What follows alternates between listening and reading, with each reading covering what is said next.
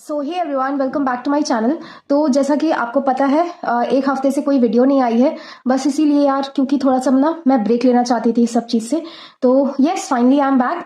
अब बारी है रीजनिंग की स्ट्रेटजी ऑलरेडी चैनल पे शेयर्ड है, वो आप लोग चेकआउट कर सकते हो। एंड वीडियो आगे प्रोसीड करने से पहले एक बहुत इंपॉर्टेंट अपडेट आप सभी के लिए। अगर आप बैंक एग्जाम की प्रिपरेशन कर रहे हो एंड गाइडेंस चाहते हो फ्रॉम समवन जो कि पहले से ही बैंक में सेलेक्टेड है एंड वर्किंग है, तो एक यूट्यूब चैनल है कंसिस्टेंट बैंकर करके, आप जैसा कि स्क्रीन पे देख सकते हो। ये चैनल एक सर्विंग IBPS PO रन करते हैं। इन्होंने बहुत सारे बैंक एग्जाम्स क्वालिफाई किए हैं, आप चैनल डिस्क्रिप्शन में देख सकते हो। यहाँ आपको growth, interview experiences and salary and preparation strategy का इंसाइट्स मिलेगा एंड ऑल्सो यहाँ पे एग्जाम अपडेट्स भी मिलेंगे। इस चैनल पर RBI, नाबार्ड जैसे एग्जाम के इंटरव्यू एक्सपीरियंसेस और फ्री रीजनिंग प्रैक्टिस सेशंस मिल जाएंगे। चैनल का लिंक मैंने डिस्क्रिप्शन एंड पिन कमेंट में शेयर कर दिया है, एक बार आप लोग ज़रूर चेक करना और चैनल को सब्सक्राइब करना। अब बारी है इंग्लिश की स्ट्रेटेजी की, जो कि मच अवेटेड था। तो मैं इसमें बताऊंगी कि क्या क्या हमारा टारगेट स्कोर होना चाहिए अपकमिंग बैंकिंग एग्जामिनेशन को लेके, और टीचर्स जो मैंने फॉलो किए थे कि मेरे इंग्लिश में इतने सही मार्क्स आते हैं, और उसके बाद बिसाइड कोर्स हमें क्या क्या करना चाहिए और प्रैक्टिस सोर्सेस क्या होने चाहिए। ठीक है, तो पहले हम बात करते हैं कि PO के लिए हमें टारगेट क्या रखना चाहिए प्रीलिम्स में। तो definitely RRB clerk and RRB PO में इंग्लिश एज अ सब्जेक्ट नहीं होता है, SBI एंड IBPS में, बाकी और भी इंश्योरेंस सेक्टर के एग्जाम्स में होता है। तो PO लेवल के एग्जाम के लिए 22+ मार्क्स की बात कर रही हूँ, अटेम्प्ट की नहीं। मार्क्स इतना अप्रॉक्स होना चाहिए, मतलब 20 तक भी चलेगा, और क्लरिकल में 20 एटलीस्ट 26+ होना चाहिए, बट 28+ ठीक ठाक स्कोर, मतलब अच्छा स्कोर हो सकता है। और मेंस में PO में 25+ आउट ऑफ 40 देख कर सकते हैं, और क्लरिकल में 32+ आउट ऑफ 40। ये अचीवेबल है, मतलब एटलीस्ट मेंस में तो अचीवेबल है, बहुत इजी है। इसमें 25+ और इसमें 20+ भी चलेगा। ठीक है, तो ये इजिली अचीव किया जा सकता है, इसमें कोई घबराने की या डरने की जरूरत नहीं है। देखो, इंग्लिश में ज्यादातर उनको प्रॉब्लम्स आती है जो UP बोर्ड के स्टूडेंट्स होते हैं, या फिर ऐसे स्टूडेंट्स जो जिन्होंने इंग्लिश मतलब इंग्लिश मीडियम से नहीं पढ़ा है। ठीक है, उनको ज्यादा प्रॉब्लम आती है, और इसीलिए मैं ये शेयर करूंगी, क्योंकि इसमें जो मैंने टीचर्स फॉलो किया ना, वो बेस्ट टीचर्स हैं। और मैंने एक टीचर को, सिंगल टीचर को फॉलो नहीं किया, इसमें मैंने 3 टीचर्स को फॉलो किया है। तो मैं अपना बताती हूँ, मैं इंग्लिश मीडियम से थी, तो कभी से इतनी प्रॉब्लम नहीं थी। एक्चुअली ना, मेरा हिंदी और इंग्लिश दोनों ही बेस्ट रहा है हमेशा से, और मैं एक अच्छी स्टूडेंट्स में से थी। एकेडमिक्स मेरा बहुत अच्छा होता था, और ठीक है, और मेरा वैसे भी ICSE बोर्ड है। ठीक है, तो इसमें इंग्लिश का अच्छा रोल होता है। इंग्लिश मेरी हमेशा से अच्छी रही है, लेकिन स्टिल जो ये कॉम्पिटिटिव एग्जाम में जो ग्रामर का पोर्शन होता है और जो रीडिंग बेस होता है, रीडिंग बेस में हमेशा से अच्छे से सॉल्व करती थी, बट स्टिल मुझे रीडिंग बहुत ज़्यादा पसंद है, एज अ हॉबी कह सकते हैं। इसलिए मैं रीडिंग अभी भी करती हूँ, और रीडिंग से काफ़ी अच्छी चीज़ें हो जाती है, मतलब बहुत ज़्यादा इंप्रूवमेंट देखने को मिलती है, जो UP बोर्ड से है उनको भी। ठीक है, तो मैं यहाँ पे ना 2 सोर्सेज बताऊंगी। एक ग्रामर, देखो हमेशा ना ये प्रीलिम्स में हम कह सकते हैं ग्रामर की वेटेज रहती है, लेकिन रीडिंग की भी रहती है, 50-50 कह सकते हैं। और अगर हम मेंस में आते हैं ना, तो ये रेशियो बहुत बढ़ जाता है, 70 to 75% रीडिंग बेस्ड होता है, और जो ग्रामर पोर्शन होता है ना, वो थोड़ा कम वेटेज रखता है। तो हम इसमें बात करेंगे कि टीचर्स को जो मैंने फॉलो किया। देखो, ये वीडियो उनके लिए है जिन्हें इंग्लिश बिल्कुल भी नहीं आती है और उनको अच्छे से करना है इंग्लिश। तो फॉर ग्रामर मैं सजेस्ट करूंगी ग्रामर के लिए इसमें। ठीक है, अमन वशिष्ठ सर को आप फॉलो करो, अमन वशिष्ठ सर। आप ना इसमें YouTube पे सर्च करना इंग्लिश प्लेलिस्ट। ठीक है, इंग्लिश प्लेलिस्ट। और इसमें जो प्लेलिस्ट आएगी ना, इंग्लिश प्लेलिस्ट बाय अमन वशिष्ठ सर। तो ये देखो यार, ये ना एक SSC के टीचर है, बट इंग्लिश तो इंग्लिश होती है, वही नाउन प्रोनाउन एडजेक्टिव एडवर्ब वही सेम SSC में भी होता है, वही सेम बैंकिंग में भी होता है।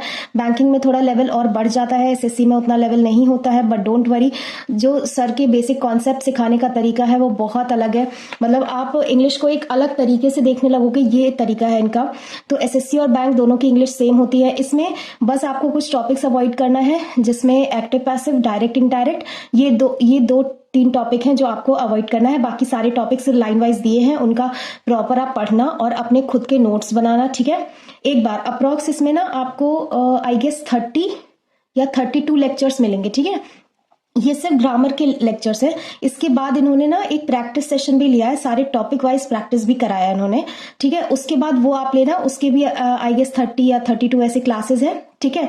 ये दोनों करने के बाद जो बिगिनर है उनके लिए कह रही हूँ, और या तो फिर ऐसे स्टूडेंट जिनका ऑलरेडी इंग्लिश वीक है एंड वो इसीलिए आरआरबीज को टारगेट करते हैं, बट नहीं, आप आईबीपीएस पीओ और ये आईबीपीएस क्लर्क वगैरह को भी टारगेट करो। इंग्लिश यहाँ से बहुत अच्छे से हो जाएगी, ग्रामर पोर्शन आपको ग्रामर समझ आने लगेगा, ये मैं बता रही हूँ, ठीक है। तो ग्रामर के लिए द बेस्ट सोर्स अगर मैं कह सकती हूँ तो ये यही है। और एसएससी और बैंकिंग में ज्यादा डिफरेंस नहीं है कोई। इंग्लिश के पॉइंट ऑफ व्यू से बात करें तो बैंकिंग की इंग्लिश थोड़ा सा हायर लेवल पे आ जाती है और एसएससी में नहीं है इतना, और एसएससी में ग्रामर का अच्छा खासा वेटेज मिल जाता है, बट बैंकिंग में रीडिंग का वेटेज ज्यादा है, ठीक है। तो इसीलिए ग्रामर पोर्शन आप इनसे कंप्लीट कर लीजिए। इसके बाद अगर आप चाहो ये ग्रामर करने के बाद, वैसे तो सारा कुछ क्लियर हो जाएगा इससे, लेकिन बहुत सारे स्टूडेंट्स कहते हैं 120 रूल्स ऑफ ग्रामर भी करना चाहिए, फोमो हो जाता है कि कहीं हम कुछ मिस ना कर दे। तो अगर आप चाहो तो 120 रूल्स ऑफ ग्रामर कर सकते हो, बट पता है ये इनका लेक्चर लेने के बाद, नोट्स बनाने के बाद आपको इसकी जरूरत नहीं पड़ने वाली है, क्योंकि मोस्ट अप्रॉक्स सब कुछ कवर हो जाएगा इससे। तो आप पहले ये करो, ये मैंडेटरी है। कोई भी स्टूडेंट है जिनका भी ग्रामर नहीं अच्छा है तो ये मैंडेटरी है आपके लिए, और उसके बाद अगर आपको करना चाहो तो ये ऑप्शनल है, ठीक है। आपके लिए ये 120 रूल्स ऑफ ग्रामर कर सकते हो। उसके बाद दूसरा मैंने फॉलो किया था, अब आते हैं रीडिंग बेस पे। तो आप निमिषा बंसल मैम को फॉलो कर सकते हो, ठीक है। निमिषा बंसल मैम को मैंने फॉलो किस लिए किया था, देखो मैंने यहाँ से ना मैंने ग्रामर किया और एरर डिटेक्शन वगैरह की प्रैक्टिस के लिए चाहिए होगा, तो निमिषा मैम ने जो एरर डिटेक्शन के प्रैक्टिस सोर्सेज वगैरह लिए ना, मतलब मैराथन्स ली है। यहाँ से आप देखो, पहले तो पैराजंबल को मैं पीजी लिख रही हूँ, एंड देन आरसी और क्लोज टेस्ट, ठीक है। और इसके बाद इसमें एरर डिटेक्शन, फिलर्स, इन सब का मैराथन ले रखा है निमिषा मैम ने, वो आप यहाँ से प्रैक्टिस करो। पैराजंबल का आप सर्च करोगे मैराथन, मैंने इसको अपने टेलीग्राम चैनल पे भी अवेलेबल कराया, ये सारी लिंक्स मैंने क्लासेस की दे रखी है। अगर आपको चाहिए तो आप मेरा टेलीग्राम चैनल ज्वाइन कर सकते हो, वहां पे मैं सारा कुछ अवेलेबल करा दूंगी।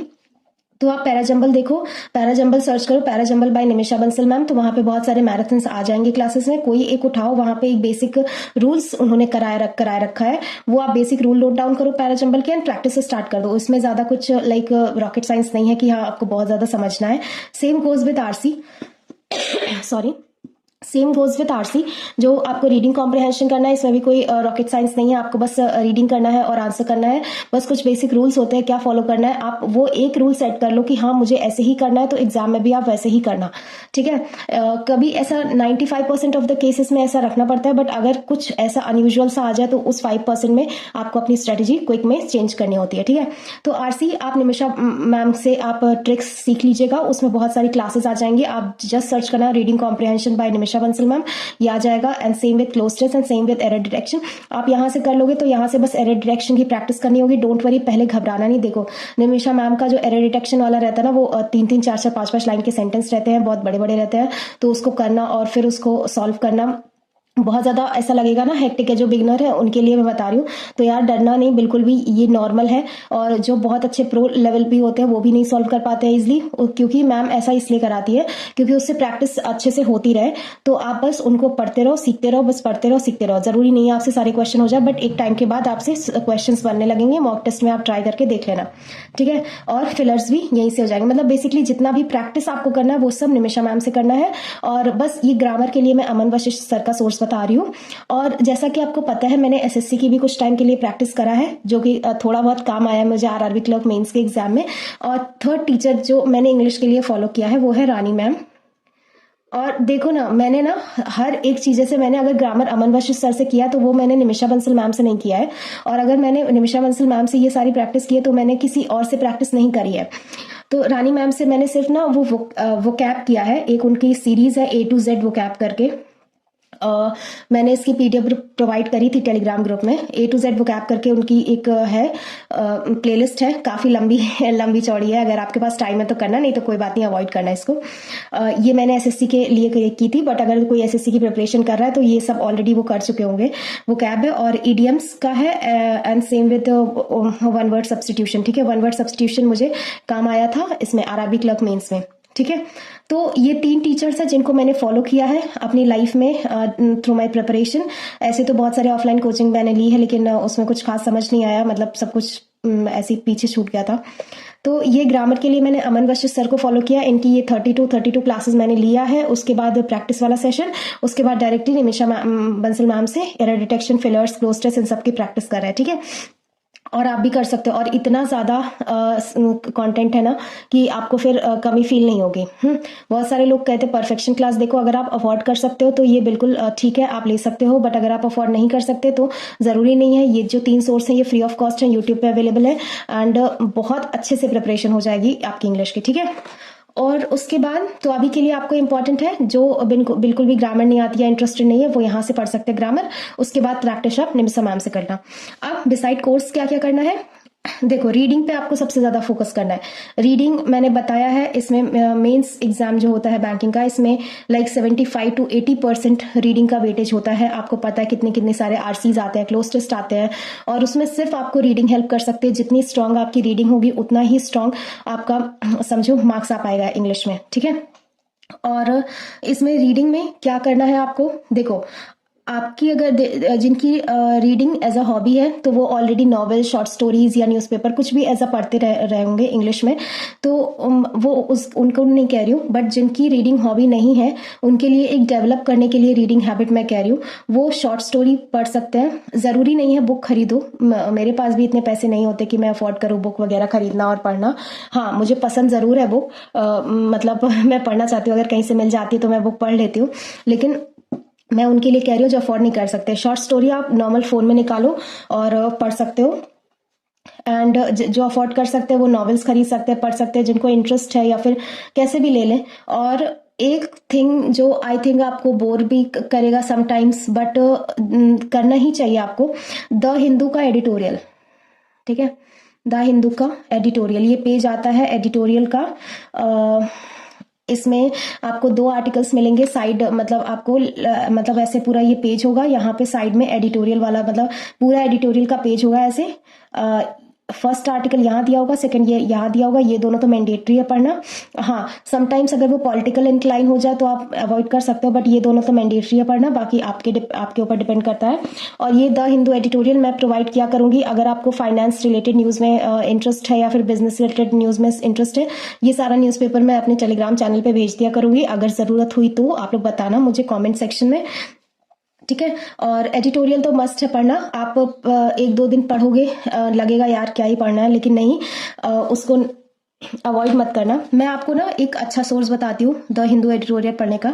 आप वो एडिटोरियल पढ़ना, अगर नहीं समझ में आए कोई बात नहीं, बस एक बार रीडिंग करना और उसको क्या करना, स्क्रीनशॉट लेना। ठीक है, स्क्रीनशॉट लेके उसको डालना चैट जीपीटी या जेमिनाई, किसी पे भी डालना, और बोलना हमें इसका ना एक समरी बना के दे दो। और जो डिफिकल्ट वोकैब है आप इंग्लिश में भी लिख सकते हो, बोलो कि ये मैं स्क्रीनशॉट आपको भेज रहा हूँ और ये आप मुझे इसका समरी बना के दे दो, और इसमें जो वोकैब है वो हाईलाइट करके दे दो और उसकी मीनिंग के साथ, डिफिकल्ट वोकैब। ठीक है, तो वो आपको एक शॉर्ट वे में ना दे देगा और उससे आपको पूरा सब कुछ क्लियर हो जाएगा। या फिर आप बोलो कि इसको मुझे हिंदी में समझाओ, तो वो हिंदी में भी एक्सप्लेन कर देगा। तो ये है बेस्ट तरीका एडिटोरियल पढ़ने का, मैं आपको बता रही हूँ जो। तो यहाँ से आप कर सकते हो। ये 2 आर्टिकल तो पढ़ना इंपॉर्टेंट है जो मैंने बताया, ये फर्स्ट एंड सेकंड वाला, तो यहाँ से आप कर सकते हो। ये रहेगा, मैं अवेलेबल करा दूंगी अपने टेलीग्राम चैनल पे। तो लेकिन अगर आपकी रीडिंग हैबिट नहीं है और आप थोड़ा सा मतलब अवॉइड करते हैं पढ़ना, तो आप शॉर्ट स्टोरी से स्टार्ट कर सकते हैं। स्टोरीज मतलब में इंटरेस्ट बिल्डअप होता है ना, इसीलिए मैं कह रही हूँ। तो ऐसे मैं करती थी इसमें, मुझे स्टोरीज पढ़ना बहुत पसंद है, तो ये मैं पढ़ती रहती हूँ। और द हिंदू एडिटोरियल मैंने स्किप नहीं किया है, मैं पढ़ती हूँ। फर्स्ट एंड सेकंड एडिटोरियल तो पढ़ती हूँ। और उसके बाद इंटरव्यू के टाइम पे मैंने पूरा न्यूज़पेपर पढ़ा था। एक न्यूज़पेपर पढ़ने में अप्रॉक्स मेरा 2 घंटा जा रहा था। तो मैंने 20 से लेके 29 को मेरा इंटरव्यू था। हाँ, तो 28 तक मैंने पूरा, आई गेस, न्यूज़पेपर मैंने पूरा पढ़ा हुआ था। ठीक है। तो ये मैं बता रही हूँ उनके लिए जिनको नहीं समझ में आता कैसे क्या करना है और वो नहीं हेल्पलेस फील करते कि मैं किससे समझूं क्या करूं। कुछ नहीं करना, आपको चैट जीपीटी एंड जेमिनाई की हेल्प लेनी है एडिटोरियल पढ़ने में। एडिटोरियल पढ़ना आप स्टार्टिंग में, उसके बाद पता है आप 20-21 दिन पढ़ोगे, उसके बाद आपको समझ में आने लगेगा कैसा क्या है। बस कुछ चीजें रहेंगी और उसको आप ये चैट जीपीटी या जेमिनाई करोगे तो वो हो जाएगा। स्क्रीनशॉट लेके बस वहां डालना आपको और आप बोलना कि हमें ये समरी में एक्सप्लेन करा दो कैसा क्या, मतलब इसमें क्या क्या दिया हुआ है और जो मतलब टफ वो कैब है उनकी मीनिंग हमें बता दो। ठीक है, तो वो आपको अच्छे से एक्सप्लेन कर देंगे। तो ऐसे आपको करना है रीडिंग। आपकी लाइक 1 महीने 2 महीने बाद एक हैबिट बन जाएगी आपकी रीडिंग की और आप गुड टू गो हो। आप आराम से फिर रीडिंग करते जाओ, जितना मर्जी उतना रीडिंग करते जाओ। आपके फिर मतलब इम्प्रूवमेंट आपको खुद से दिखेगी। जब आप सेक्शनल मॉक टेस्ट दोगे ना तभी आपको इम्प्रूवमेंट दिखेगी। अब आते हैं प्रैक्टिस कहाँ से करें। तो प्रैक्टिस के लिए जैसा कि मैंने बताया, जब ये आपका ग्रामर का कंप्लीट हो जाए ये वाला सीरीज, उसके बाद ऑफ कोर्स आप रीडिंग डेली बेसिस पे करोगे ही। इसके लिए कोई टाइम नहीं चाहिए कि हाँ ये कंप्लीट हो जाएगा तभी रीडिंग, नहीं। आपका आधे घंटे से 45 मिनट स्टार्टिंग में लगेगा द हिंदू एडिटोरियल पढ़ने में। इसको आप डेली पढ़ो। उसके बाद ये ग्रामर वाला आपका मान के चलो अगर डेली एक क्लास भी लेते हो तो आपका 1 महीने जाएगा इसमें, ये कंप्लीट हो जाएगा। उसके बाद आना आप इधर पे निमिषा मैम के सीरीज पे। यहाँ से parajumble, RC, cloze test 1 by 1 सबकी प्रैक्टिस करते जाना। साथ में एरर डिटेक्शन, अगर एरर डिटेक्शन की आप हर दिन आधे घंटे भी क्लास लेते हो बहुत है, इन सब के साथ में लेना है। ठीक है, इसको स्किप मत करना। इसके बाद अब प्रैक्टिस सोर्स पे आते हैं। तो प्रैक्टिस सोर्स के लिए मैंने बताया ये वाले सोर्सेस प्रैक्टिस के लिए परफेक्ट है। एक तो वीडियो सोर्स होता है और एक पीडीएफ सोर्स होता है। ठीक है, वीडियो सोर्स के लिए आप निमिषा मैम की वीडियो सोर्सेज बहुत सारे दिए हैं, ये मैंने उन्हीं में से बताया है। यहाँ से आप करोगे ही करोगे। प्लस पीडीएफ, जो गाइडली का पीडीएफ ले रहे हैं जो लोग, वहां से कर सकते हैं। और बहुत सारे स्मार्ट कीड़ा में के जो स्पीड ड्रिल्स वगैरह है वहां पे भी इंग्लिश की प्रैक्टिस हो जाती है। तो वो आपके ऊपर डिपेंड करता है आप कौन सा चूज करते हो। सभी अच्छे हैं, बेसिकली प्रैक्टिस से मतलब है। ठीक है, तो एक बार जब आपको लगने लगे, थोड़ा सा कॉन्फिडेंट आने लगे, लाइक 50 to 60% आपको लगे कि हाँ होता जा रहा है, तो एक बार आप अभी के लिए मतलब उसके बाद आप स्टार्ट करना 1 वीकली सेक्शनल टेस्ट। ठीक है, उसके बाद जब आपको लगे कि हाँ सेक्शनल टेस्ट में सही मार्क्स आ रहे हैं आपके, उसके बाद ये इसको 2 सेक्शनल टेस्ट पर वीक कर देना। और आई विल सजेस्ट कि आप लोग SBI PO के मॉक से स्टार्ट करो। मतलब उसमें बहुत कम मार्क्स आएंगे, मुझे पता है स्टार्टिंग में किसी के भी इतने अच्छे नहीं आते और मार्क्स देख के तो डिमोटिवेट बिल्कुल भी नहीं होना है। आप SBI PO का जब मॉक टेस्ट दोगे ना तो आपका जब उसके कुछ टाइम बाद IBPS PO का दोगे तो IBPS PO में ऑटोमेटिकली स्कोर बूस्ट हो जाएगा। बस हाँ, आपको मॉक देना है और उसको एनालिसिस करना है। तो ये आप मॉक टेस्ट दोगे इस तरीके से। उसके बाद फुल मॉक टेस्ट जब प्रैक्टिस में आ जाएगा ना तो फुल मॉक टेस्ट देना, इसको कभी कभार देना। और आपकी अगर ये आपने फॉलो किया गाइस, अगर तो आपकी मैं गारंटी देती हूँ कि आपकी इंग्लिश बहुत अच्छी हो जाएगी। और अगर आपको स्टिल लगता है कि आप नहीं कर पा रहे हो ना, बस इतना सा, मतलब इसमें ज्यादा कुछ नहीं करना है। आप आज से अगर स्टार्ट कर रहे हो तो आपको आई गेस मार्च मंथ तक, ठीक है, आपका ग्रामर बहुत ज्यादा स्लो पढ़ोगे तो मैं बता रही हूँ ग्रामर और इसका ये हाफ पोर्शन निमिषा मैम का ये पैराजंबल आरसी, इसका हाफ पोर्शन इजिली कंप्लीट हो जाएगा। एंड ऑलरेडी आप द हिंदू एडिटोरियल कर रहे होगे।